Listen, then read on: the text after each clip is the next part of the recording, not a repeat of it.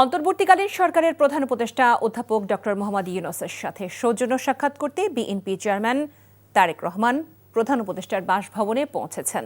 প্রধান উপদেষ্টার আমন্ত্রণে তারেক রহমান ও তার পরিবারের সদস্যরা সন্ধ্যায় প্রধান উপদেষ্টার সরকারি বাসভবন রাষ্ট্রীয় অতিথি ভবন যমুনায় আসেন। একেবারেই ব্যক্তিগত পর্যায়ের এই সাক্ষাতে তারা একসাথে নৈশভোজে অংশ নেবেন।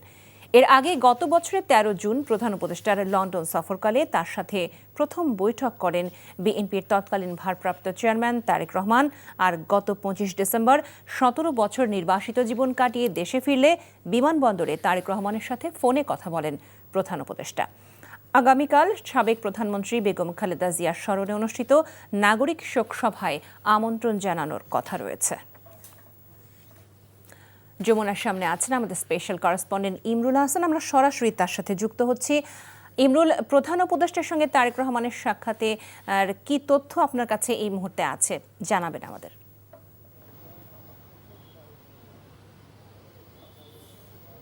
লোপা ৭টা ২৫ সপরিবারে তারেক রহমান প্রধান উপদেষ্টা ডক্টর মোহাম্মদ ইউনূসের সাথে দেখা করার জন্য তার যে বাসভবন রাষ্ট্রীয় অতিথি ভবন যমুনা এসেছেন। আমরা সকাল থেকেই নানা ধরনের স্পেকুলেশন ছিল যেটি আসলে কোনো রাজনৈতিক বৈঠক হচ্ছে কি না। এখন আমরা যেটি মোটামুটি স্পষ্ট হতে পেরেছি যে এটি আসলে কোনো রাজনৈতিক এখানে কোনো আলাপ হবে না, মূলত সৌজন্য সাক্ষাৎ। কয়েকজন উপদেষ্টা অবশ্য এখানে থাকছেন প্রধান উপদেষ্টার সাথে, তবে বিএনপির চেয়ারম্যানের সাথে বিএনপির মহাসচিব কিংবা দলের অন্য কোনো নেতা আসেননি। তার স্ত্রী এবং কন্যা শুধু তার সাথে এসেছেন। এবং মূলত আমরা যেটি জানতে পেরেছি যে ২৫শে ডিসেম্বর তারেক রহমান যখন দেশে ফিরেন তখন যে তার জন্য নিরাপত্তা ব্যবস্থা করা হয়েছিল এবং তার যে বিভিন্ন কর্মসূচিতে সরকারের তরফ থেকে নিরাপত্তা ব্যবস্থার আয়োজন করা হয়েছিল এবং তার মা বেগম খালেদা জিয়ার যে ইন্তেকাল ৩০শে ডিসেম্বর এবং ৩১ ডিসেম্বর তার যে জানাজা এবং দাফন প্রক্রিয়াটি সরকার রাষ্ট্রীয় আনুষ্ঠানিকতা সেটি করেছে এবং তাকে রাষ্ট্রীয় সম্মান জানানো হয়েছে।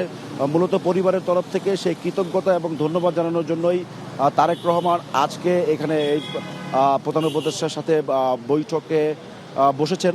ইতিমধ্যে বৈঠকে বসেছেন, যেহেতু আরও ৭-৮ মিনিট আগে উনি এখানে এসেছেন। দলের পক্ষ থেকে আসলে কেউ আসেননি। ধারণা করা হচ্ছে যে এখানে আসলে রাজনৈতিক কোনো আলোচনা হবে না, শুধু সৌজন্য সাক্ষাৎটি হচ্ছে। লোপা, আমরা জানছিলাম প্রধান উপদেষ্টার সঙ্গে তারেক রহমানের সাক্ষাতের বিষয়ে।